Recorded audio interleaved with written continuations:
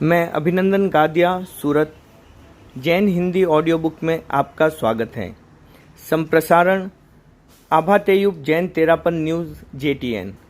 अगर आप इस चैनल पर नए हैं तो इसे सब्सक्राइब कर दीजिए और बेल आइकन प्रेस कर दीजिए, जिससे आपको चैनल के नोटिफिकेशन और अपडेट्स रेगुलर मिलते रहें। यात्रा एक अकिंचन की प्रेक्षा ध्यान। सप्त साप्ताहिकी साधना। आचार्यवर ने दक्षिण भारत की यात्रा संपन्न कर उड़ीसा की यात्रा की। आगम संपादन में संलग्न सब साधुओं को रायपुर में रहने का निर्देश दिया। साधना का क्रम चलता रहता था। आचार्यवर उड़ीसा पधार गए, हम रायपुर रह गए। आचार्यवर का इंगित मिला कि सहवर्ती साधु साधियों को ध्यान साधना का अभ्यास करना है, उसके लिए ध्यान पद्धति का निर्धारण करो। मैंने आचार्यवर के इंगित के अनुसार सप्त साप्ताहिक की साधना प्रयोग का निर्धारण किया और वह विधिवत आचार्यवर के पास पहुंच गया। पहला, समताल श्वास। केवल पूरक रेचक, पूरक 8 मात्रा, रेचक 16 मात्रा। प्रथम आवृत्ति में जितना समय लगे उतना ही अन्य आवृत्तियों में लगना चाहिए। दूसरा, समताल श्वास। कुंभक सहित पूरक 8 मात्रा, रेचक 16 मात्रा, कुंभक 32 मात्रा। तीसरा, केवल कुंभक, आधा मिनट, फिर 2 मिनट समताल श्वास, फिर केवल कुंभक और फिर समताल श्वास। इस प्रकार 7 आवृत्तियाँ। चौथा, नाभि चक्र से श्वास उठाकर हृदय चक्र तक लाना और वहाँ कुंभक कर उसका रेचन करना। कुंभक के समय हृदय की गहराई में चिन्मय, आनंदमय और शक्तिमय की अनुभूति करना। पांचवा, नाभि चक्र से श्वास उठाकर हृदय चक्र से लाते हुए विशुद्धि चक्र में लाना और वहाँ कुंभक कर उसका रेचन करना। कुंभक ताल में आत्मा की ऊर्ध्वरेता के रूप में अनुभूति करना। छठा, नाभि चक्र से श्वास उठाकर सिर के ऊपरी भाग तक ले जाना, वहाँ कुंभक करना। कुंभक के समय आत्मा की ऊर्ध्वरेता के रूप में अनुभूति करना। सातवां, नमो अरहंताणम, सिर पर श्वेत वर्ण की अनुभूति। नमो सिद्धाणम, ललाट में लाल वर्ण की अनुभूति। नमो आयर्याणम, कंठ चक्र में पीले वर्ण की अनुभूति। नमो उज्जायणम, हृदय चक्र में नीले वर्ण की अनुभूति। नमो लोये सव्व साहुणम, पैरों के पास कृष्ण वर्ण की अनुभूति। प्रत्येक पद पूरक रेचक मध्यवर्ती कुंभक के समय जपा जाए, जप मानसिक चले। विशेष, हर क्रिया के साथ मूल बंध रहे। 2, प्रत्येक क्रिया का समय 21 मिनट। 3, पद्मासन, सुखासन या पालथी। चौथा, रीढ़ की हड्डी सीधी। 5वां, शिथिलीकरण। ध्यान शिविरों का प्रारंभ। विक्रम संवत 2020 से हमने ध्यान के शिविर शुरू किए। उपासक योजना की क्रियान्विति के साथ शिविरों की एक श्रृंखला शुरू हो गई। आचार्यवर के मन में एक संकल्प बहुत समय से तैर रहा था। साधु और श्रावकों के बीच एक नई श्रेणी की स्थापना करनी चाहिए। उदयपुर चातुर्मास विक्रम संवत 2019 में एक चिंतन चला। उसमें एक सुझाव उभर कर आया कि तीसरी श्रेणी के लिए कुछ व्यक्तियों को चुना जाए, उनकी प्रायोगिक जीवन शैली का परीक्षण किया जाए। इस चिंतन के आधार पर कुछ व्यक्ति चुने गए। एक मासिक शिविर में उन्हें विशेष प्रशिक्षण देने का निर्णय किया गया। विक्रम संवत 2020 जुलाई 1963 श्रावण कृष्णा एकम के प्रातःकाल का समय उपासक संघ के शिविर का प्रारंभ हुआ। इस शिविर में साधना के अनुकूल जीवन शैली बनाने के लिए गंभीर चिंतन मंथन चला और ध्यान के प्रयोग भी कराए गए। अग्नि परीक्षा प्रकरण जप का विशेष प्रयोग। विक्रम संवत 2029 चूरू चातुर्मास रायपुर मध्य प्रदेश में लक्ष्मण दास नामक महंत ने अग्नि परीक्षा के विरोध में आंदोलन शुरू कर दिया।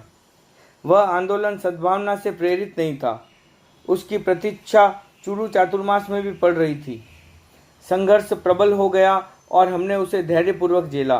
संघर्ष के क्षणों में एक विचार मन में कौंध गया, शक्ति का विकास और अधिक जरूरी है। ध्यान से आध्यात्मिक विकास भी होता है। शक्ति का संबंध प्राण साधना से है। प्राण ऊर्जा का विकास विघ्न बाधाओं को दूर करने के लिए आवश्यक है। इस चिंतन के साथ मैंने नमस्कार महामंत्र के 2 पदों का जप ध्यान शुरू किया। ओम ह्रीम नमो अरहंताणम, इस मंत्र का ललाट पर सफ़ेद रंग के साथ जप शुरू किया। ओम ह्रीम नमो सिद्धाणम, इस मंत्र का दोनों भ्रुकुटी के मध्य आज्ञा चक्र दर्शन केंद्र पर अरुण रंग के साथ जप शुरू किया। इस प्रयोग से मनोबल और मानसिक संतुलन बढ़ा, ऐसा मैं अनुभव करता हूँ। प्रयोग काल में तेजस शरीर सक्रिय होता है, आभा मंडल की पवित्रता और ओजस्विता बढ़ती है। जब ध्यान काल में शांति की अनुभूति होती है, संतृप्ति के पश्चात सहज प्रसन्नता का प्रसून खिलता है। स्वास्थ्य के लिए दीर्घ श्वास अपेक्षित है। जप काल में सहज ही श्वास दीर्घ व मंद हो जाता है। जब ध्यान की प्रारंभिक भूमिका है, उसके प्रति उदासीनता का भाव मेरी दृष्टि में उचित नहीं है। साधना करने वाला व्यक्ति असद विकल्प से सद्विकल्प की ओर जाए तथा सद्विकल्प से निर्विकल्प की ओर जाए। साधारण साधक निर्विकल्प की कक्षा तक नहीं पहुंच पाता है, उसके लिए सबसे अच्छा उपाय है सत्विकल्प का चुनाव करे। सत्विकल्प का दीर्घकालिक प्रयोग उसे निर्विकल्प की ओर ले जाता है। जप का प्रारंभ मंद उच्चारण के साथ और उसका पर्यंत निर्विकल्प अवस्था के साथ हो तो जप बहुत शक्तिशाली प्रयोग बन जाता है। परमार्थिक शिक्षण संस्था का शिविर। आचार्यवर की चतुर्वर्षीय दक्षिण यात्रा में भी ध्यान के अनेक प्रयोग चले। आचार्यवर उस प्रभावक यात्रा को संपन्न कर राजस्थान चूरू जिले में पधारे। ध्यान का क्रम आगे बढ़ा और हमने शिविरों का आयोजन शुरू किया। लाडनू प्रवास विक्रम संवत 2029 मई 1972 परमार्थिक शिक्षण संस्था के भवन में एक मासिक शिविर का आयोजन। शिविर का केंद्रीय विषय था जागरिका। ध्यान योग की दृष्टि से यह पहला दीर्घकालिक और सुव्यवस्थित शिविर था। इसमें आचार्यवर का पूरा समय लगा। उसमें साधु साध्विया श्रावक श्राविकाएं सब सहभागी थे।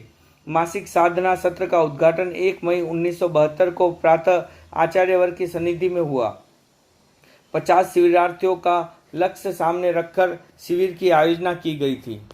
51 शिविरार्थियों ने उसमें भाग लिया। संस्था भवन के प्रांगण में हरा भरा नीम का वृक्ष था, उसके नीचे शिविर का कार्यक्रम चलता।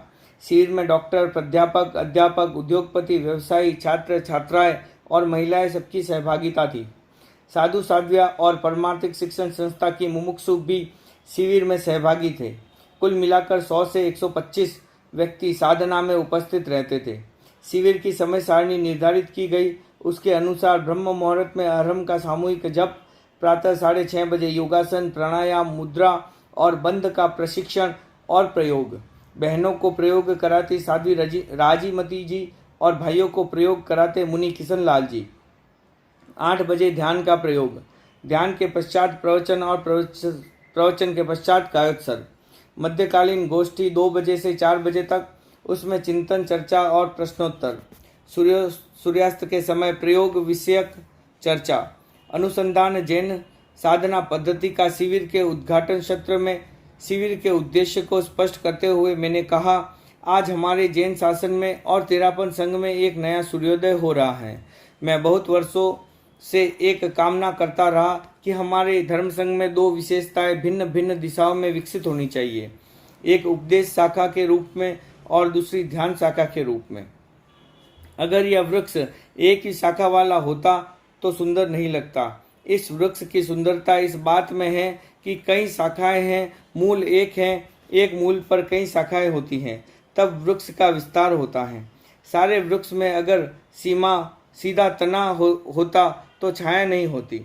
छाया तो विस्तार शाखाओं के विस्तार पर निर्भर है। एक वह शाखा है जो उपदेश देने वाली है, लोगों को समझाने वाली है, लोगों को धर्म के प्रति आकृष्ट करने वाली है। दूसरी शाखा वह है जो ध्यान की गहराइयों में जाकर अंतर की शक्तियों को खोजे, ढूंढ निकाले और प्रस्तुत करे। यह दोनों बातें अपने अपने स्थान पर ठीक हैं। आज तक हम लोग उपदेष्टा के रूप में चल रहे थे। मैं समझता हूं कि आज का दिन आचार्य प्रवर के नेतृत्व में ध्यान शाखा के सूत्रपात करने की दिशा में बढ़ रहा है। इस शिविर में श्रावक श्राविकाएं कुछ हैं, किंतु मुख्यतः यह हो रहा है साधु और साध्वियों के बीच में और आचार्यवर की उपस्थिति में। ऐसा पहले कभी नहीं हुआ। एक प्रकार से यह मानिए कि सारा का सारा कार्यक्रम आचार्य प्रवर के सानिध्य में ही चलेगा। यह एक प्रयोग हो रहा है, सारा का सारा प्रायोगिक है। यह एक साधारण शिविर नहीं है, बीज का आरोहण हो रहा है। यह एक स्थातित्व लेगा। आज जो बीजारोहण हो रहा है वह अंकुरित, पल्लवित, पुष्पित और फलित होगा। जैन साधना पद्धति, योग की पद्धति जिसे हम भूल गए थे, विस्मृत हो गई थी, उसका पुनः अनुसंधान होगा और आचार्य श्री का वरदहस्त एवं आशीर्वाद हमेशा मिलता रहेगा। हम अपनी कल्पनाओं में बहुत शीघ्र सफल होंगे। शिविर के प्रथम दिन मैंने जागृति का विषय पर प्रकाश डाला और चेतना की 3 अवस्थाओं मूर्छा, जागृति और शुद्ध चेतना पर विस्तार से चर्चा की। मूर्छा का फलित है बहिर्मुखता, जागृति का फलित है अंतर्मुखता और शुद्ध चेतना का फलित है वीतरागता। शरीर के रहस्य और ध्यान। बहिर्मुखी व्यक्ति शरीर को ही वास्तविक जीवन मानता है। अंतर्मुखी व्यक्ति आत्मा और शरीर का भेद विज्ञान करता है। वीतराग व्यक्ति समस्त उपाध्याय द्वंद्वों से मुक्त हो जाता है। जागृति की प्रक्रिया में शरीर का घनिष्ठ संबंध है, इसलिए चक्रों को सुसंपन्ना के कार्यकलापों को जानना भी बहुत जरूरी है। मैं हठ योग तथा सौरोदय का गंभीर पूर्वक अध्ययन कर चुका था। घेरंड संहिता, हठ योग प्रदीपिका, गौर चंद्र संहिता, हठ योग के इन 3 ग्रंथों ने मुझे बहुत प्रभावित किया। इसके आधार पर मेरी एक धारणा बनी कि शरीर के रहस्यों को समझे बिना ध्यान की गहराइयों तक नहीं पहुंचा जा सकता। हठ योग का अपना शरीर शास्त्र है, उसमें शरीर के मर्म स्थानों को अंतर्दृष्टि से प्रतिबोध दिया जाता है।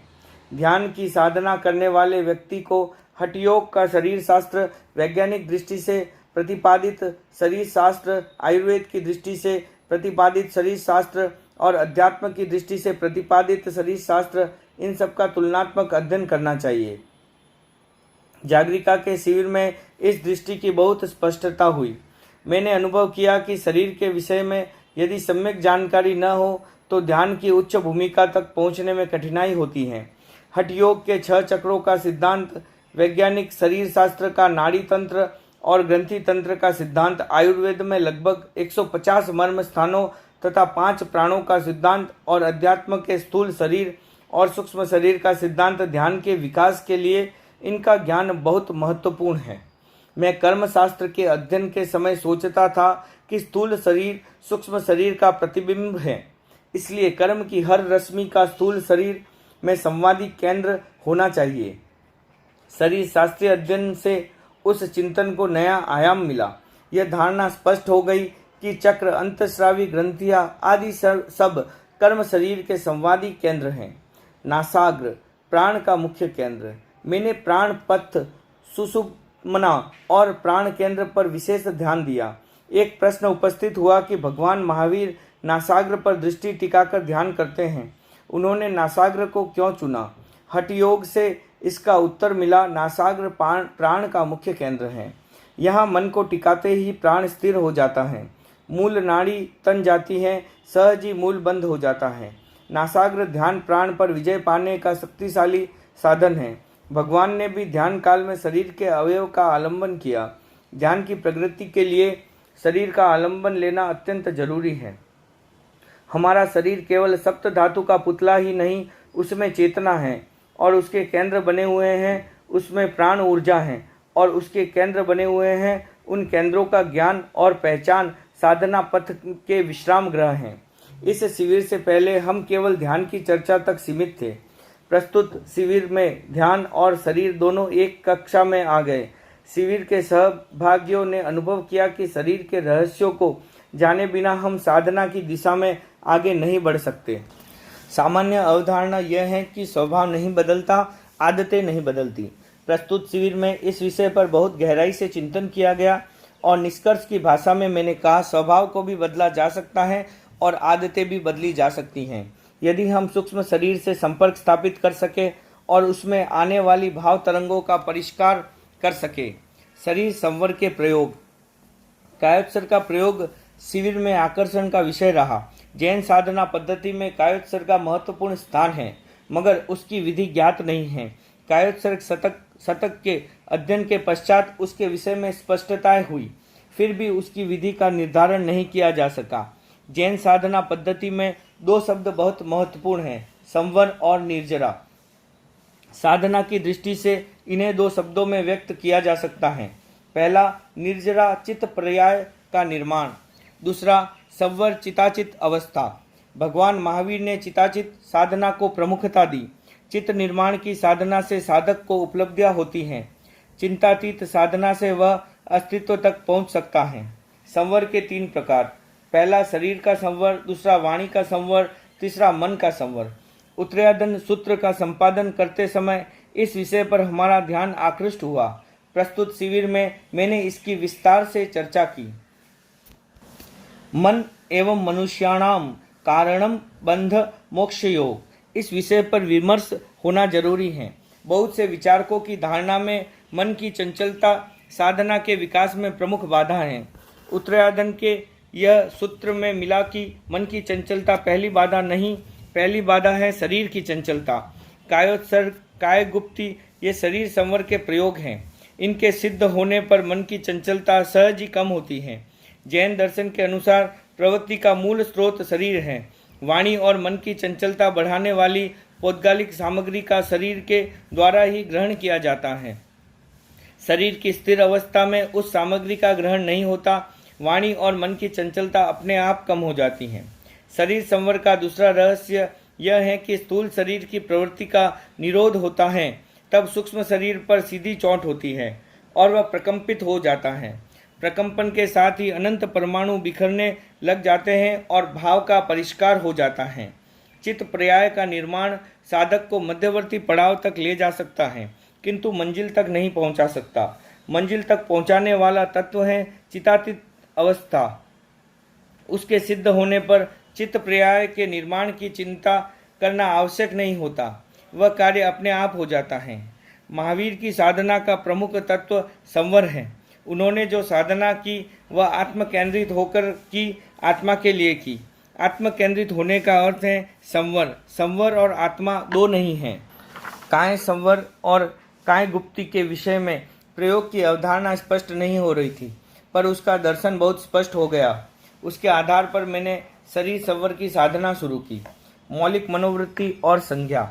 मध्याह्न में आचार्यवर्ग की सन्निधि में गोष्ठी होती, उसमें ध्यान तथा दर्शन के विषय में चर्चाएं होती, जिज्ञासा समाधान का क्रम चलता। एक व्यक्ति ने एक दिन पूछा, मनोविज्ञान में मौलिक मनोवृत्तियां का जैसा निर्धारण है वैसे ही योग में क्या इसका निर्धारण है? इस प्रश्न के उत्तर में मैंने 10 संज्ञाओं का प्रतिपादन किया।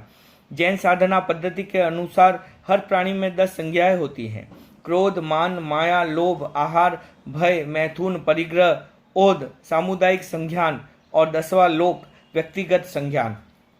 मनुष्य के जीवन में जितने उतार चढ़ाव आते हैं, जितनी समस्याएं आती हैं, वे सब इन संज्ञाओं के माध्यम से मन में सक्रांत होती हैं। प्राण मन को उत्पन्न करता है और संज्ञाएं उसे दोषपूर्ण बनाती हैं। मन को सुधारने का प्रयत्न मूल को पकड़ना नहीं, मूल को पकड़ने का अर्थ है संज्ञाओं का संशोधन। 24 मई तक ध्यान के प्रयोग चलते रहे। कुछ दार्शनिक चर्चाएं भी चली। 25 मई को शिविर के मूल्यांकन का कार्य शुरू किया गया।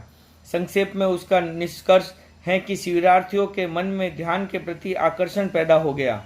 जागरिका का शिविर योजनापूर्वक किया गया। निश्चित समय सारणी, निश्चित प्रवचन के विषय और निश्चित व्यवस्था, सब कुछ निश्चित था। सबसे बड़े आनंद का विषय था आचार्यवर्ग का निरंतर सानिध्य। उस सानिध्य ने शिविर को प्राणवान बना दिया। आचार्य तुलसी का व्यक्तित्व जीवंत था। उनकी छत्रछाया में रहकर निष्प्राण भी प्राणवान बन जाता था। अमृत पलावन का नया प्रयोग। शिविर का संचालन डॉक्टर मन्नालाल जी वैद्य सुजानगढ़ के हाथ में था। वे होम्योपैथी के चिकित्सक थे, ध्यान योग के प्रति समर्पित थे। हमारे ध्यान शिविरों में वे लंबे समय तक सेवा देते रहे। शिविर में छोटे बड़े अनेक साधक थे, उनमें मोहनलाल जी कठोतिया विशेष उल्लेखनीय हैं। वे बहुत प्रबुद्ध थे, उनमें साधना का भाव भी प्रबल था।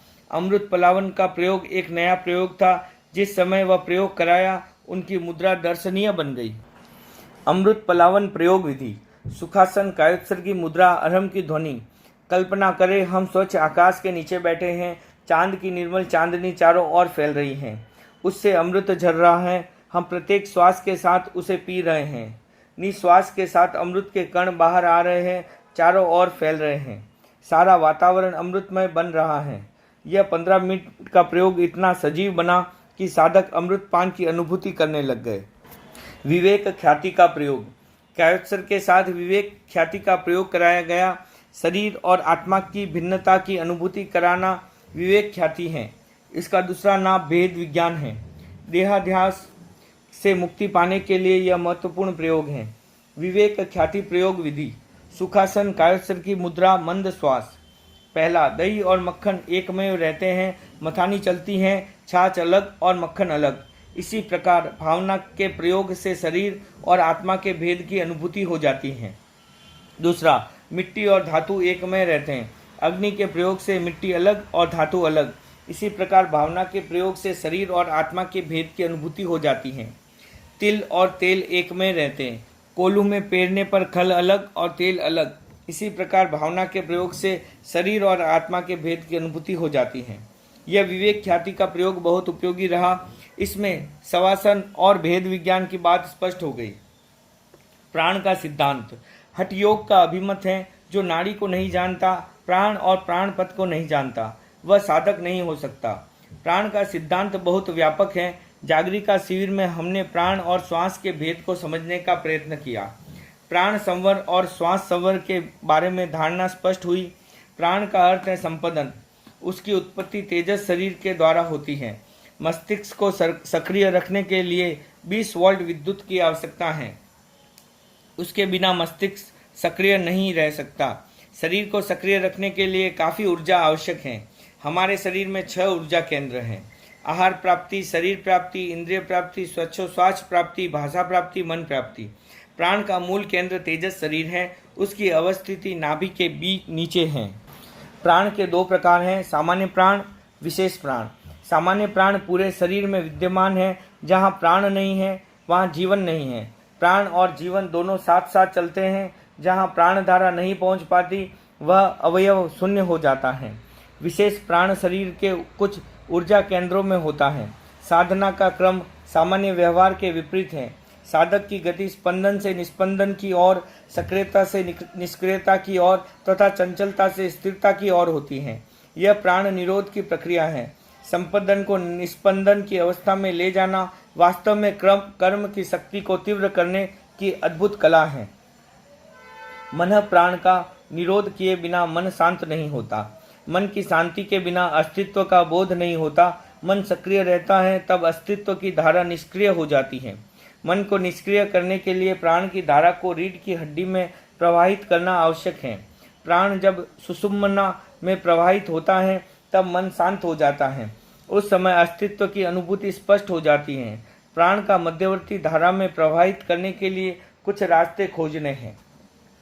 एक रास्ता है कपालभाति प्राणायाम। कपालभाति प्राणायाम के प्रयोग से प्राण की धारा इधर उधर से सिमटकर बीच के मार्ग में प्रवाहित होने लग जाती है। उसका दूसरा रास्ता है त्रिबंध, उडियान बंद, जालंधर बंद और मूल बंद का प्रयोग। इस त्रिबंध के प्रयोग से प्राण की धारा मध्य भाग से प्रवाहित होने लग जाती है। तीसरा रास्ता है दीर्घ श्वास। दीर्घ श्वास के प्रयोग से प्राण की धारा मध्यवर्ती हो जाती है। मैंने दीर्घ श्वास का अनुभव किया और उसका नाम दिया कोटि प्राणायाम। जैन साधना पद्धति में एक तपस्या का नाम है कोटि प्रत्याख्यान। कोटि प्राणायाम इस नाम की सार्थकता है। एक लंबा श्वास लिया और पहला श्वास पूरा होते ही दूसरा श्वास उसके साथ संलग्न हो गया। बीच में विराम नहीं होता। श्वास का वर्तुल बन जाता है। एक का अंत होता है और दूसरे का प्रारंभ। दोनों के बिंदु बराबर मिल जाते हैं। यह एक दीर्घ श्वास का कोटि प्राणायाम। श्वास और श्वास प्राण। योग साधना के समय यह सुझाव दिया जाता है कि श्वास को नाभि तक ले जाओ, श्वास को पैरों के अंगूठे तक ले जाओ, पर वास्तव में श्वास फुफ्फुस से नीचे नहीं जाता। प्राण की गति सर्वत्र है, इसलिए कहीं कहीं प्राण के अर्थ में भी श्वास का प्रयोग किया जाता है।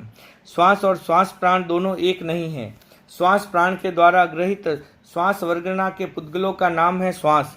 श्वास को ग्रहण करने वाली शक्ति का नाम है श्वास प्राण। श्वसन तंत्र की शक्ति प्राण की ऊर्जा है, उससे ऑक्सीजन का ग्रहण होता है, वह श्वास है। हठ योग में श्वास निरोध कुंभक का महत्व है। जैन साधना पद्धति में भी श्वास निरोध का महत्व कम नहीं है। श्वास निरोध का नाम है श्वास संवर। तथ्य एक होता है, भाषा भिन्न हो जाती है। जैन साधना पद्धति में उपवास का बहुत महत्व है। उपवास का एक अर्थ क्या श्वास संवर नहीं है? उपवास में श्वास शांत हो जाता है। श्वास की स्वाभाविकता गति का अनुपात है। 1 मिनट में 15 श्वास। एक व्यक्ति पहाड़ की चढ़ाई करता है और श्वास की संख्या बढ़ जाती है। चढ़ाई में अतिरिक्त शक्ति लगानी पड़ती है। अतिरिक्त शक्ति लगाने के कारण ऑक्सीजन की अधिक मात्रा की अपेक्षा हो जाती है और कार्बन डाइऑक्साइड निकालने के लिए अधिक श्रम करना पड़ता है। प्रवृत्ति बढ़ती है, कार्बन की मात्रा बढ़ जाती है, प्रवृत्ति घटती है, ऑक्सीजन लेने की मात्रा घट जाती है। उस स्थिति में फेफड़ों को अधिक ऑक्सीजन लेने और कार्बन डाइऑक्साइड को निकालने के लिए अधिक प्रयत्न करना पड़ता है। श्वास की गति अपने आप तेज हो जाती है और उसकी संख्या बढ़ जाती है। एक व्यक्ति आवेश में आविष्ट होता है। चिंता, भय, क्रोध और वासना का आवेग जैसे ही मन में आता है, श्वास की गति तेज हो जाती है, उसकी संख्या बढ़ जाती है। एक व्यक्ति उपवास करता है, श्वास की गति मंद हो जाती है। हल्का आहार करता है, श्वास की गति मंद हो जाती है। उपवास और अल्पाहार में श्वास की गति मंद होती है। आवेश की स्थिति में श्वास की गति तेज होती है। इसका तात्पर्य है कि उपवास करने वाला सहज ही श्वास का संवर कर लेता है। श्वास संवर का फलित है मानसिक संतुलन। आत्मा, मन और श्वास। महावीर ने कहा आत्मा को देखो, कुछ साधकों ने कहा मन को देखो और कुछ ने कहा श्वास को देखो। इन तीन वक्तव्यों में भाषा का भेद है। गहरे में उतर कर देखें तो ज्ञात होगा कि इनमें तात्पर्य भेद नहीं है। जैसे ही आप भीतर की ओर देखेंगे, श्वास मंद हो जाएगा। जैसे ही आप मन को देखेंगे, उस पर ध्यान देंगे, श्वास मंद हो जाएगा। जैसे ही श्वास को देखेंगे, श्वास मंद हो जाएगा। जो व्यक्ति मन की साधना करता है, उसके प्राण और अपान का संयम स्वतः हो जाता है। प्राण और अपान की साधना शुरू करते समय मन अपने आप विलीन हो जाता है। बहुत बार एक चिंतन सामने आता है कि महावीर ने संवर और निर्जरा का सिद्धांत दिया, फिर हम प्राण, अपान और चक्रों की बात क्यों करते हैं? इसका उत्तर महावीर की साधना के प्रयोग से मिलता है। भगवान महावीर एक पुद्गल पर दृष्टि टिकाकर अनिमेष प्रेक्षा का प्रयोग करते थे। नासाग्र पर, तिर्यंग भित्ति पर दृष्टि टिकाकर ध्यान करते थे। हम स्वयं यह प्रयोग करें। नासाग्र पर अनिमेष दृष्टि टिकाए अपलक रहे। श्वास मंद और प्राण का संयम अपने आप हो जाएगा। यदि श्वास मंद नहीं होता, प्राण पर नियंत्रण नहीं होता, तो अनिमेष प्रेक्षा का अभ्यास हो नहीं सकता। पादांगुष्ठान का अभ्यास तभी हो सकता है जब श्वास मंद हो। यदि श्वास मंद नहीं है तो पादांगुष्ठान का अभ्यास नहीं हो सकता। कुछ व्यक्ति एक आसन पर 5-10 घंटों तक बैठ सकते हैं। वे ही बैठ सकते हैं जिनका प्राण और श्वास पर नियंत्रण है। जिनका प्राण पर नियंत्रण नहीं है, वे श्वास के साथ शरीर का सामंजस्य स्थापित नहीं कर सकते। साधना का पहला सोपान। श्वास को सूक्ष्म करने का अभ्यास साधना का पहला सोपान है। श्वास शांत होता है, आंतरिक वृत्तियाँ शांत हो जाती हैं, कषाय उपशांत हो जाता है। उपशांत कषाय की स्थिति में श्वास संयम का अभ्यास अपने आप हो जाता है।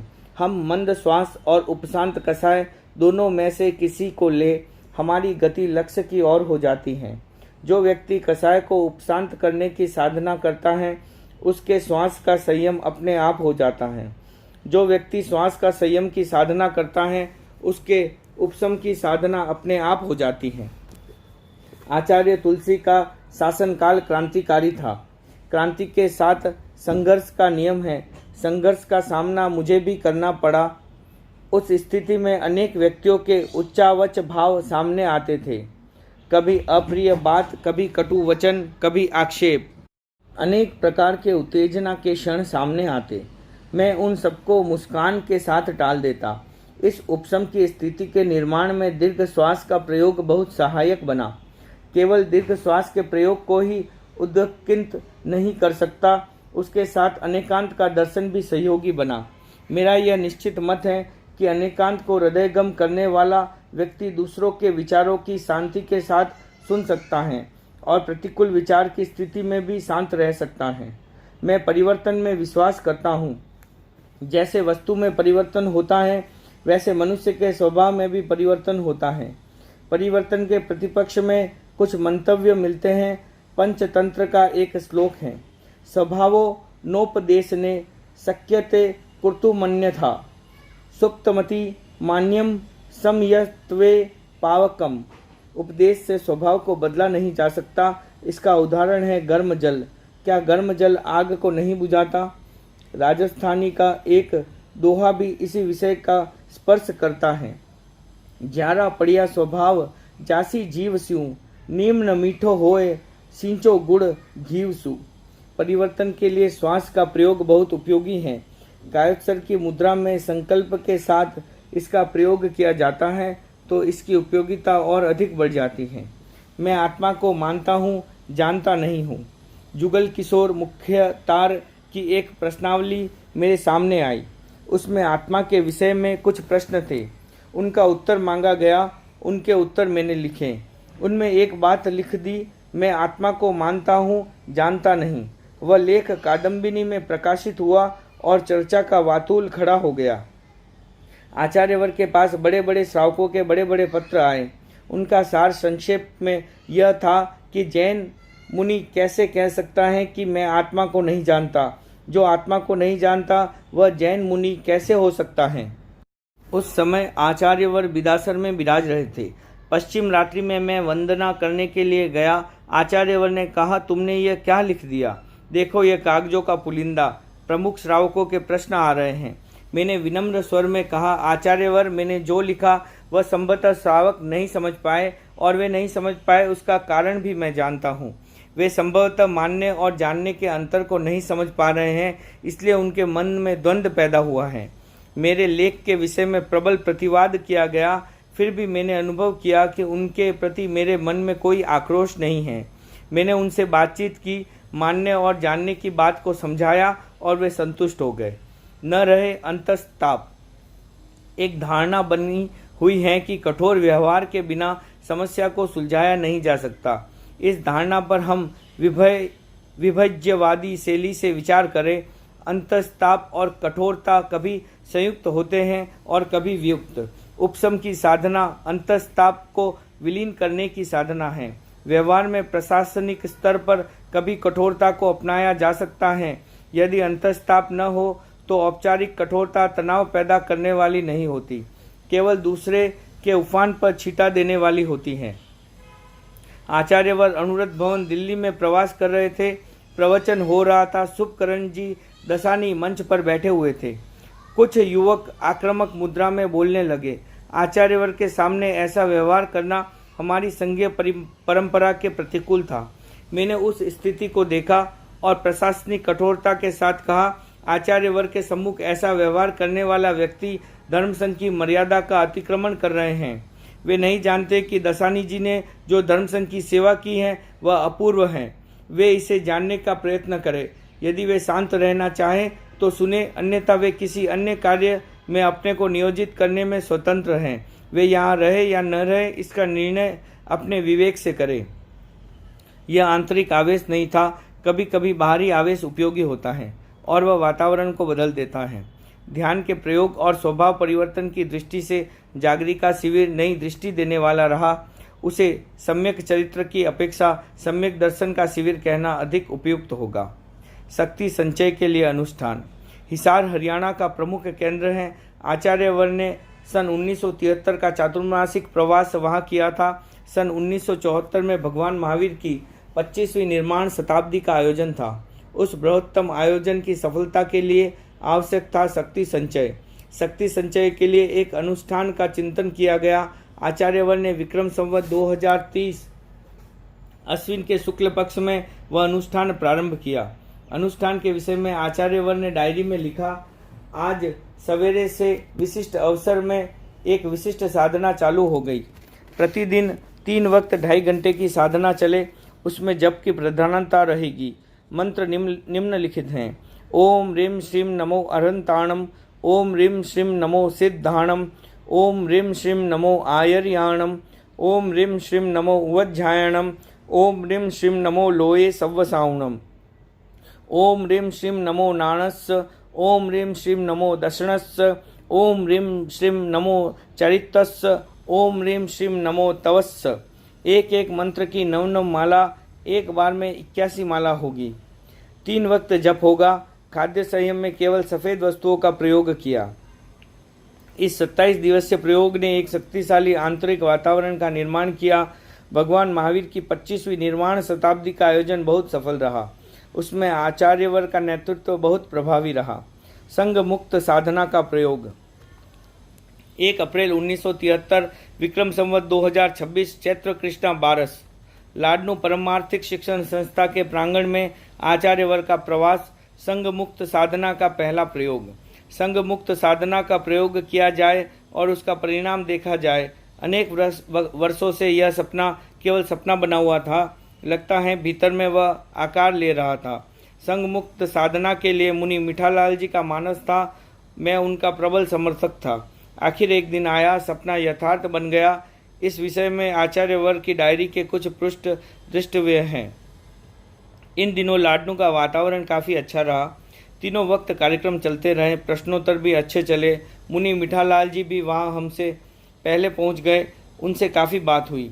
साधना की भूमिका पर वे पहुँचना चाहते थे। संघ मुक्त होकर, सहाय निरपेक्ष होकर साधना करना चाहते हैं। मनोबल मजबूत पाया, एक बड़ी रिस्क उठाई, निर्णय किया, साधुओं से जांचा, साध्वियों से चर्चा की, सबको अनुकूल बनाया, सब भाइयों को भी संकेत दिया। खेमचंद जी सेठिया जैन विश्व भारती के अध्यक्ष वहाँ आए हुए थे, उन्हें रोक लिया। रानमल जी भी रुके और भी कई गांव के लोग आ गए। आज प्रातःकाल प्रवचन पंडाल खचाखच भरा था। हम मुनि मीठालाल जी को हाथ से नाश्ता करा कर साथ लेकर साधु साधियों के परिवार सहित पंडाल में पहुंचे। प्रवचन किया। प्रोग्राम निश्चित था कि मेरे निर्देश से मुनि मीठालाल खड़ा हो गया। संघ मुक्त एवं ध्यान योग की साधना की भूमिका प्रशस्त की। उसने अपनी अभ्यर्थना व्यक्त की, मेरी प्रसन्नमना स्वीकृति की याचना की। उसकी आंखें हर्षांशुओं से परिलिप्त थी। विनम्रता शब्द शब्द में व्याप्त थी। समर्पण शब्दातीत था। साधु साध्या हर्ष विभोर थी। मुनि मीठालाल जी जो ही अपना वक्तव्य समाप्त कर खड़ा मांग कर रहा था कि बापू मुझे संप्रदाय मुक्त साधना के लिए अत्यंत अनुग्रह से स्वीकृति दे, आपकी प्रसन्न स्वीकृति बिना मैं नहीं जाऊंगा।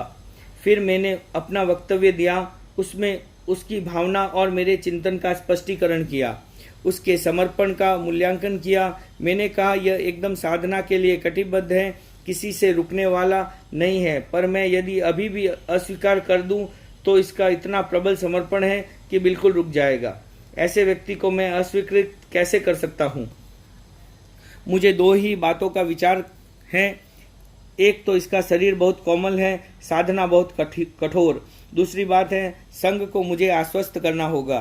बाद में फिर मीठालाल बोला, संघ के बारे में संघपति साधु साध्य और ताराचंद आदि के बारे में अच्छा बोला, बैठ गया। अब नथमल जी को मैंने निर्देश दिया। उन्होंने आधा घंटा तक पूरा स्पष्टीकरण बड़ी मृदुता तथा स्पष्टता से किया, बहुत रोचक तरीके से किया।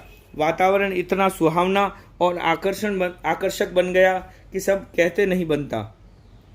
एक अभूतपूर्व एवं अद्भुत घटना है। सारा घटना जनता चित्रवत देखती रही।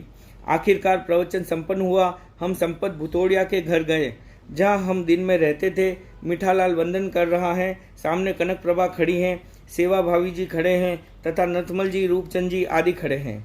अब वह गण व्युत्सर्ग कर रहा है। साधु दरवाजे तक साथ गए, वहां से वह संगमुक्त हो गया। अकेला अपना भार कांधे पर लादे दिखांडे दरवाजे के बाहर शराबगियों के मंदिर में ठहरा। अब हमारे संग से वह मुक्त हो गया है। वंदना, व्यवहार, लेन देन सब बंद हैं। अकेला आबू पर्वत की ओर चल पड़ा। अब से वह ध्यान योग की भूमिका में ध्यान योगी रहेगा। यह अनोखा गण व्युत्सर्ग सबके लिए सुखद लगा। प्राय प्रतिक्रिया सुखद रही।